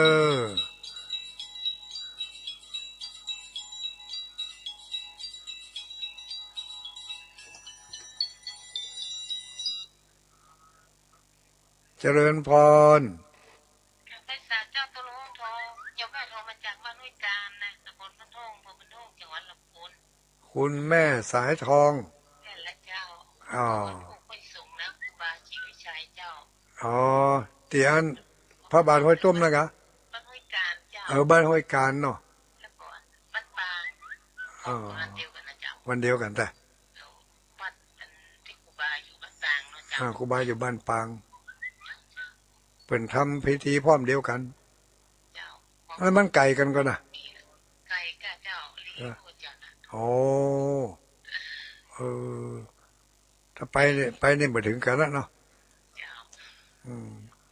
อนุโมทนาเนอชัดเจน98.75สาธุสาธุ98.75จอมทองเชียงใหม่21สถานีค่ำคืนวันนี้รายการเจริญพรเจริญพรคุณโยมศรีธร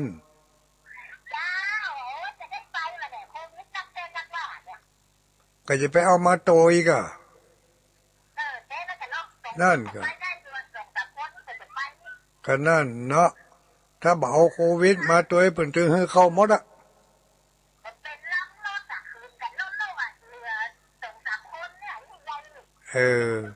ก็เป็นตู้เป็นอย่างมันอย่างมาสองสามคนน่ะกะ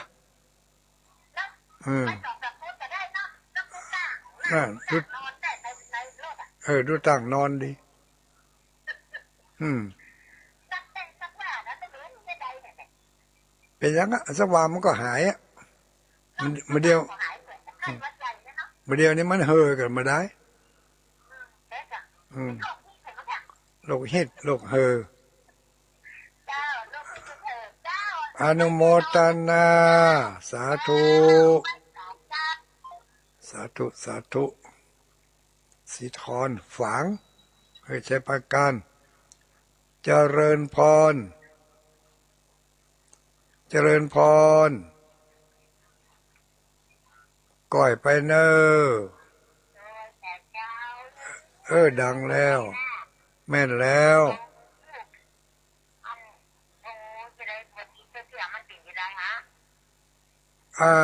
ถ้าเป็นยังกุเตียวนี่สายมันอาจจะแน่นกันเนาะ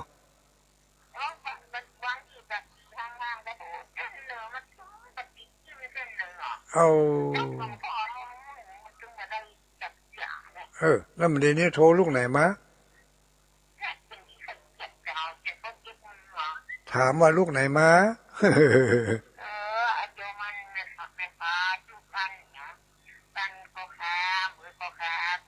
โอ้ไก่ลูกมาไก่นี่ก็คาบุญก็ได้เนาะโอ้โทอืมไม่เป็นไรเดี๋ยวนี้ติดแล้วโจกดีแล้วเนาะวันนี้ไม่มีน้ำมนต์เพราะน้ำมนต์จะมีวันน้ำมนต์จะมีวันอังคารกับวันศุกร์แม่นแล้ว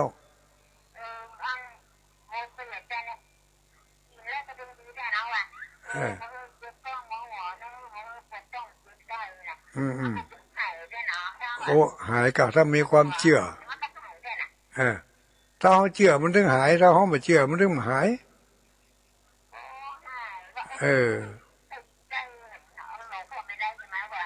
อืมวันที่เสาร์ก็แล้วอ่ะวันที่เสาร์น้ำมนต์วันศุกร์กับวันอังคารใช่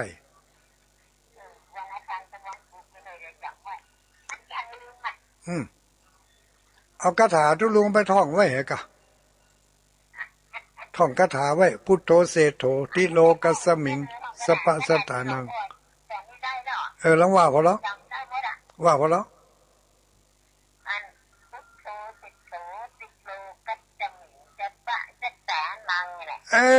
เก่งกะอันนี้กะแฟน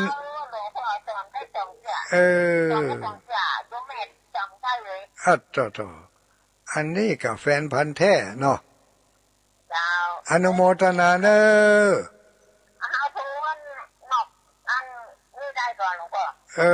ถ้ามันจับจังหวะก็ได้อยู่นอกรายการนอกเวลาเนอสาธุได้เลยได้เลยสาธุเวลาเหลือเยอะแยะเลยญาติโยมทั้งหลายวันนี้เผื่อเวลาไว้นักขนาด0932722499เจริญพรพระสัจจะทุกตอนไม่อุ้ยกินอยู่ในปากเสมอฟังไม่วางเรดิโอนะเจ้าไม่วางเรดิโอชัดเจนดีเนาะฝนตกไหมมันตกตั้งแต่ลุงเปิดสายรับที่โปรเดียวนี่โทรศัพท์ก็ฮ้อนอ่ะโลหลายสิบอันก็หลายสิบเตือนเนาะเจ้าจะดูว่าได้ไม่ว่าจะไปวันที่19วันที่20ก่อนถ้าเกิดได้ไปถ้ามาท่านพระครูวัฒนานิคมขอเพิ่นเอาเหรียญไว้เพื่อที่จะบูชามารวนพังเลยได้เลยวันที่25 26วันน่ะไม่อุ้ยจะโทรไปหาท่านพระครูนิคมเนาะ ได้เลย เจ้า วันที่25 26โทรไปหาเปิ้นได้เลยเนอะ เจ้าเจ้าต้องเหลืออยู่กันเนาะ ก็กำลังจะเหลืออยู่ ถ้าจะได้แปลงเผื่อไว้ เจ้าถ้าได้เท่าก็ได้ แน่นอนนะมันต้องเอาไล่เอาต้องเอาไว้เป็นดินระลึก เจ้า อนุโมทนา เจ้าเจ้าไม่ สาธุสาธุ เป็นกำลังใจให้ทุกคนนะเจ้า ขอบคุณหลายเนอะ สาธุ สาธุสาธุรับดีฝันดี เดือน6เพ็งแล้วเนี่ยญาติโยมทั้งหลายวันพรุ่งนี้เดือน6เพ็งประเพณีส่งน้ำพระธาตุที่วัดม่อนจอมพอแล้วก็ทำหลายวัดด้วยกันเนอะเจริญพร ไว้จ่าเจ้าบ้านต่างตำบลชีเวียงอำเภอดอกคำใต้จังหวัดพะเยาเนอเสียงจัดดีเนอเจ้าฟังอยู่เนอ ฟังฐานีไหน บ้านต่างตำบลชีเวียงอำเภอดอกคำใต้จังหวัดพะเยาเจ้า ฟังสถานีไหน เอาโอ้หมดอีกแล้วจ้ะ ไปถามว่าฟังสถานีไหนมันได้ถามว่าอยู่ที่ไหน อยู่บ้านต่างเจ้า ฟังสถานีใด ทั้งแสรีคุณฮักพะเยาเจ้า จะนั่นกะไม่อุ้ยแสงทอง ชัด น่ะ เจนดีเจ้าเสียงชัดเจนดี ไม่อุ้ยแสงทองน้ำสกุลอย่างก็ น้ำสกุลทาละการเจ้า ไม่อุ้ยแสงทองทาละการอนุโมทนาเนอะ0932722499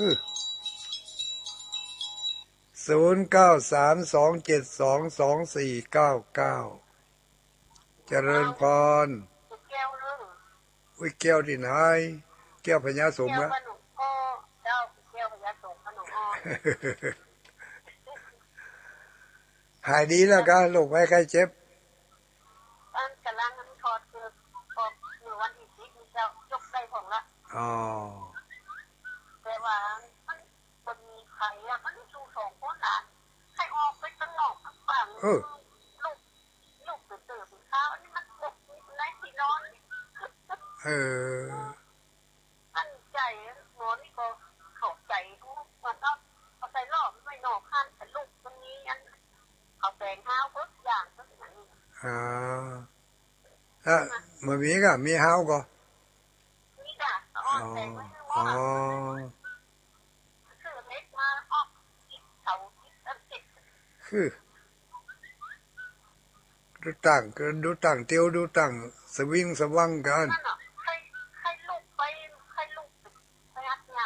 ดอย่างฮัดเดียวอีกอ่ะที่หรือเขาเอาใส่รถไปเจ็บตายเนาะไปหาหมอนั่นนะคือเขาย่างแต่นั่นอ่ะ นั่นน่ะมันก็เขเขาอย่างยัง เ ยังก็เขาเป็นละออนตะก้อนน่ะกะ แม่ เมื่อลูกหนังนั่นน่ะ อุ้ยอย่างนี้เลยว่ะแล้วเอาเอ๊ะปะเนาะ ปัญหาเถอะเนอะ มันแรงนี่มันแรงนี่นะรถมันปังไม่เต็มกระพวงมันตกสตับอ่ะ ให้แซบไปหา ก็มีฝาห้องมันลบอ่ะมันมีผลห้อง แต่มันจะมันฝนมันกลัวเขาติดโควิดมันเลยมาตกสักกรรมอ่ะแต่มันจะเนาะ เป็นธรรมดาไปอยู่แล้วเนาะ นั่นแหละโควิดเป็นธรรมดาไปเหี้ยมันก็ยังเป็นวัดธรรมดาไปเหี้ย อันนี้มันจัดตัวดีๆเด้อ จะพยายามบ่อยู่ใกล้เขาอะ ไม่จัดหลายๆจัด อนุโมทนาสาธุสาธุ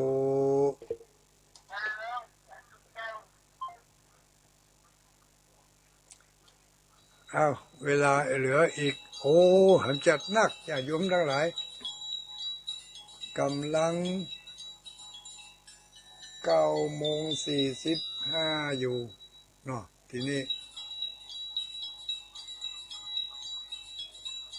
50แล้วนี่ทางในคอมนี่เดี๋ยวสถานีเพิ่นจะล่นละแล้วเนอะเจริญพรอยู่ในที่นอนกันนั่น อยู่ในที่นอนตัวปุ๊บต้องขายแหลกมาแล้ว อัลโหลไม่อุ้ยอย่างนี้ ไม่คุยแกคำเจ้า ไม่อุ้ยเกียงคำบ้านไหนไม่สุกเจ้าอ๋อไม่ซุกไม่ซุกไม่ซุกวังเหนือเจ้าทีนี้มาได้ถึงไปกินข้าวจีบ้านหมดจังพอแล้วจะได้อ่านมีใส่ไปอ่ะนั่นเตอะมีรถมาเออเท่าเขาจีปีนี้ก็มีไปโหถ้ามีกำได้กินแล้วแค่นั้นนะกะถ้ามีกับมดตัวรู้แล้วก็อันกติที่เอาใจจะตั้งเสร็จแล้วกับกูบ้าเป็นกำลังเอามาไว้มีการแต่ว่าห้องไปได้ใบไปเนี่ยบ่ต้องย้ำเปิ่นบางทีเปิ่นลืมจด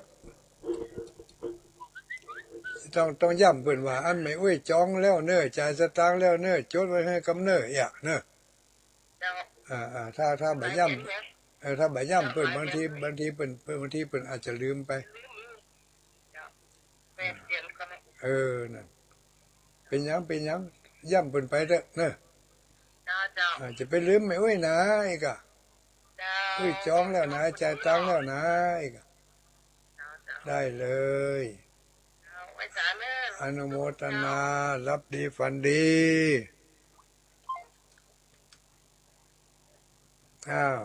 เหลือเวลาอีกนิดหน่อยจะนักทำหลายนาทีอยู่10 กว่านาที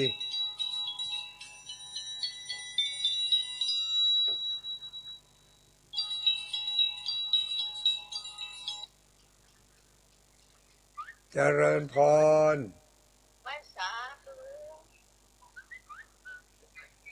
อยู่ไหนบ้านหนองลองแบบชิบูสัตว์บ้านหนองลองตะโกนมันเปล่าเพื่อนเลี้ยงจังหวัดลำปางเจ้าอัลโลบอกครบสูตรอย่างอีกาพูดจะได้ติดเจ็ดหัวมือมดเจ้าโทรศัพท์ห้อนโยกนี่นั่นน่ะทำติดกำนี่กำขนังเลยเนาะก็เดี๋ยวมันกำมาถ้าบัดติดจะกำโทรศัพท์ขวางก็ม้อยว่ะ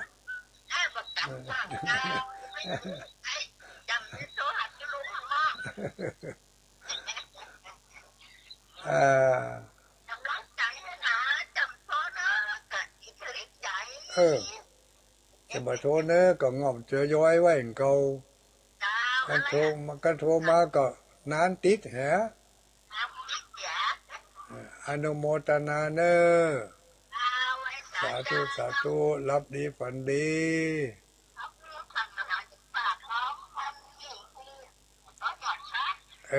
ปุ่นเดี๋ยวนี้เปิดก็เฝ้าหยอดชัดอย่างนั้นถ้ามาหาชมเจ้าเฝ้าหยอดชัดเขาน่ะกลัวหายว่ะอนุโมทนา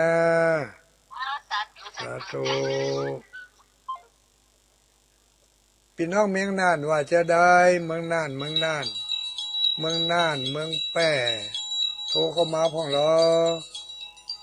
เมืองน่านเมืองแป่เชียงแสนสถานีใหม่ๆนี่ไม่ได้รับสักคนเลยเจริญพร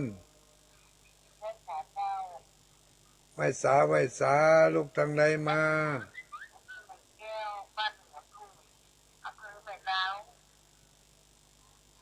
อำเภอแม่ลาวจังหวัดเชียงราย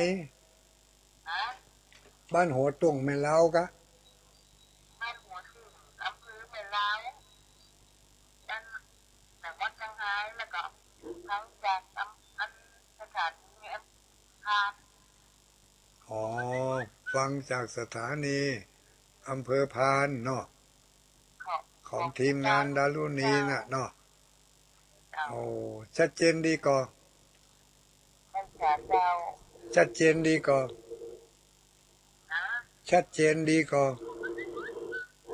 สถานีชัดเจนดีเนาะอันโทรติดเนี่ยมันโทรยากน้อยอนุโมทนารับดีฝันดีเนอสาธุขอบคุณหลายๆ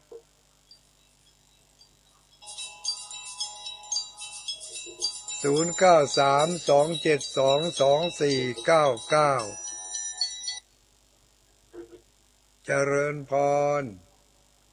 ้อยสายเจ้าคุณลุงน้อย เจริญพรแม่อุ้ยลูกไหนมา ลูกกับเพื่อนมันบวกเจ้า อ๋อบ้านปวกอำเภอลีบ้านบวกอำเภอลี เจ้า วันนี้ฝนตกอยู่ก่อ ปนกเจ้า ครึมไปเห็นเนาะ แต่เดี๋ยวลุงร้อน2-3 วัน เออ ฝนตก ฝนมาตกก็ฮ้อนธรรมะเนาะ อืม โอ้เขาเสียจะมาติดลุงมาติดคนเดียว ต่อวันนี้โชคดีขนาดนักกะติดเนาะ เจ้า โอ้อนุโมทนาแต่เนอ ลุงเด้อ ขอบคุณขอบใจเนอย าวไป สาธุรับดีฝันดี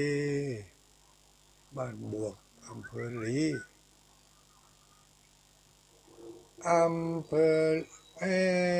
น้ำตกแม่กลางหายแซ่บน้ำตกแม่กลางอ่ะน้ำตกแม่กลางหายแซ่บ0932722499เจริญพรเออ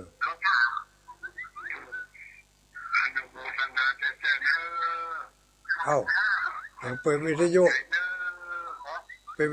กวนให้แล้วมาพูดเรื่องละจะต้องขออนุญาตปิดไปเจริญพร สาเจ้าดูลุงน้อย แต่กล่องแรงเงินเย็นนะเพิ่มยังปันแต่วัดปังโอ้โทษเดี๋ยวสายแหลกได้ ขนาดวันนี้ว่างขนาดนักไหนยังโทรมาได้เถอะนะ โทษตั้งแต่สายแหลกก็ได้เดียวดิ ต่อ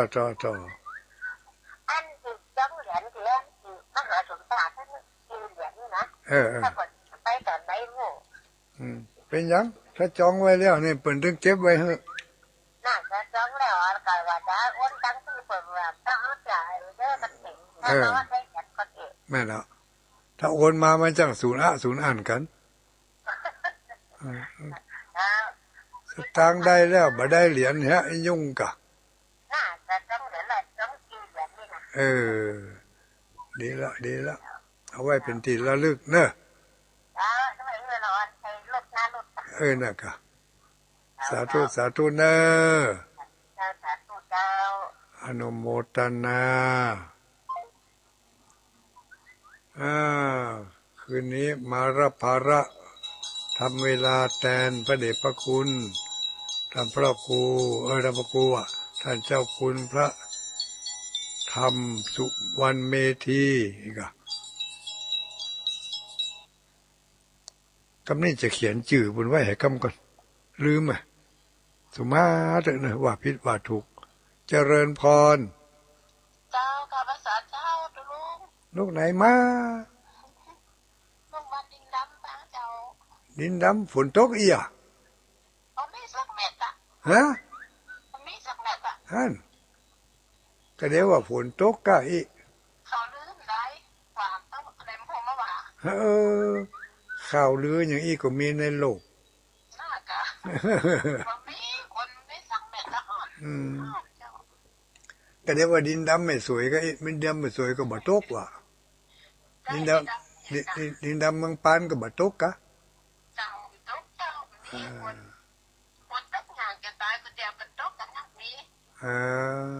กันให้มันไหนอยู่ เป็นยังถ้ามาด้วยนางแก้วเห็นก็ตก เจ้าไปอยู่เรื่อยเจ้าเถอะ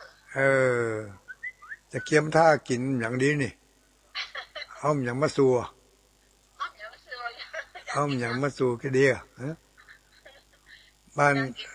ก็นั่นน่ะบ่จ้างบอกเอาเตี๋ยชอบยะแล้วก็แล้วกันสะดวกสบายง่ายน้องป้าที่มีกับใครน้ำแหล่ ไข่7นาทีนั่น เจ้า ได้เลยอะไรก็ได้เนอะมีอย่างอื่นอืมพักกูดด้วยยาแกงยังก็ เอาผักกูดจอมาเจ้าอนุโมทนาสาธุสาธุ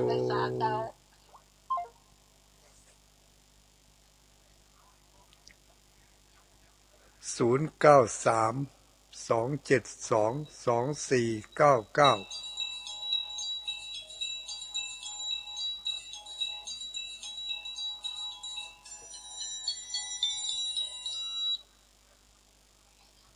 เจริญพ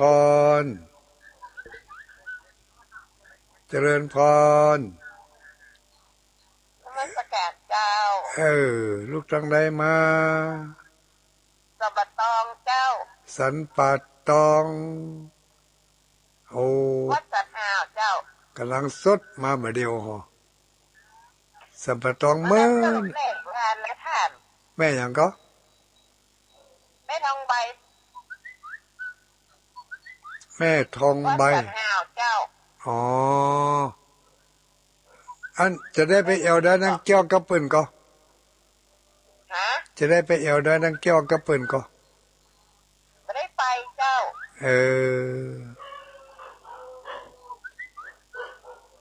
ชัดเจนดีเนาะ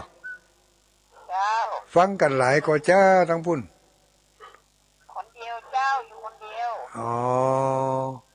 อยู่คนเดียวกินข้าวแรงกับอะไรอนุโมทนาสาธุเนอขอบคุณหลายๆแจ้งผลการรับฟังอยู่บ้านนั่นอำเภอนั่นจังหวัดนั่นเองเนาะจะได้รู้ว่ามีเป็นฟังกันที่ไหนพ้องประล่ำประเหลือจะเจริญพรลูกไหนมาลูกไหนมาลูกเจงวัดที่เจ้าเจงวัดเจงวัดลุ่มด้อยนี่เจ้าเจงวัดลุ่มด้อยนี่เจ้าฟังอยู่ตลอดเจ้ามาได้โทรมาได้เจ้าโทรมติดกะหัวมือพ่อแปบเลยกะเจ้าแม่แล้วเจ้ามันตื่นโทรมาได้มันก็มาติดมาได้ติดรู้ได้รู้แต่เจ้าเพียงเป้านี่มันไม่ไผล่ามโทรเจ้าก็ว่าก้านเป็นกะเนาะก้านเป็นเนาะมันพูดมาก็มาขี่ขนมเส้นเนอะจ้านั่นกะสาธุสาธุจะขแม่เลี้ยงขนมเส้นเนี่ยมันผูกเนี่ย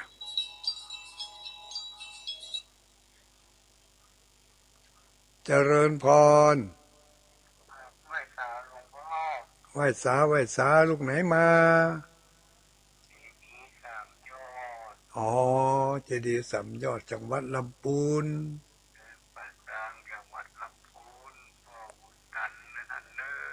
ป่อปุนตัน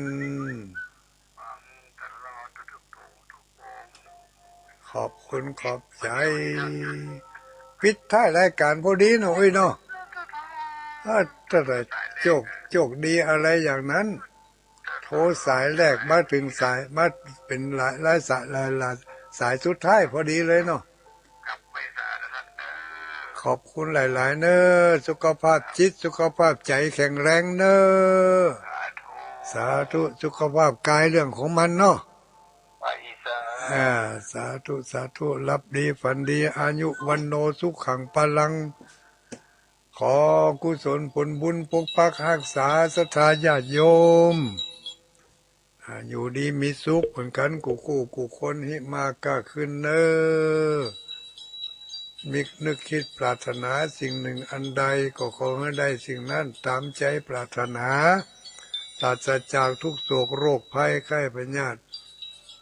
จัตตารโอธรรมาวัฏันติอายุวันโนสุขังปะลัง